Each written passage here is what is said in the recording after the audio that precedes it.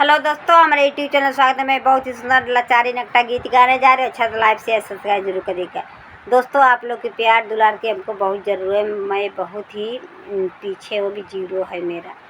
थोड़ा आप लोग हमारे ऊपर भी कृपा दया करिए।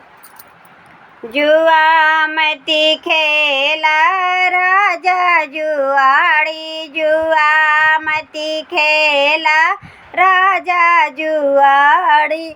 पहिला जुआ जब जीते जुआड़ी, पहिला दाम जब जीते जुआड़ी। बने लागल घरवा महलाया टारी, बने लागल घरवा महला दू महला। जुआ माती खेला राजा जुआड़ी, दूसरा दाम जब जीते जुआड़ी। दूसरा दाम जब जीते जुआड़ी, किनाए लागल सड़िया गोटा लगावल। किनाए लागल सड़िया गोटा लगावल। जुआ मती खेला राजा जुआड़ी, जुआ मती खेला राजा जुआड़ी। तीसरा दाम जब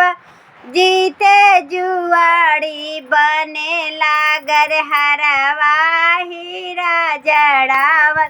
बने लागल हरवा हीरा जड़ावल।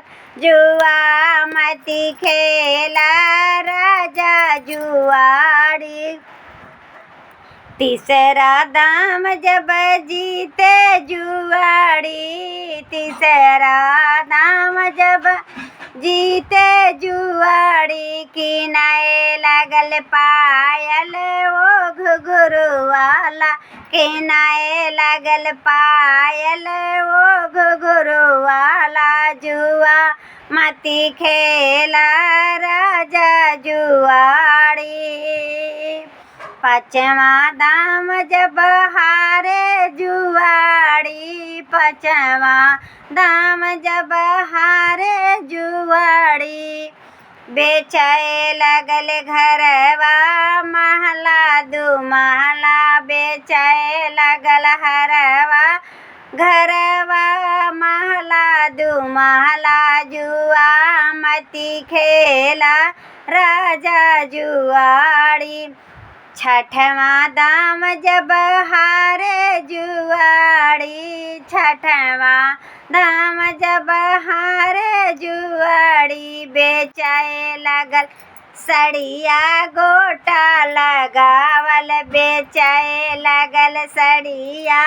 गोटा लगावल। जुआ मती खेला राजा जुआड़ी, सतवा दाम जब हारे जुआड़ी। सतवा दाम जब हारे जुआड़ी, बेचे लागल हरवा हीरा जड़ावल। जुआ मती खेला राजा जुआड़ी, आठवा दाम जब हारे जुआड़ी। बेचे लागल पायल ओ घुघरू वाला। बेचे लागल पायल ओ घुघरू वाला।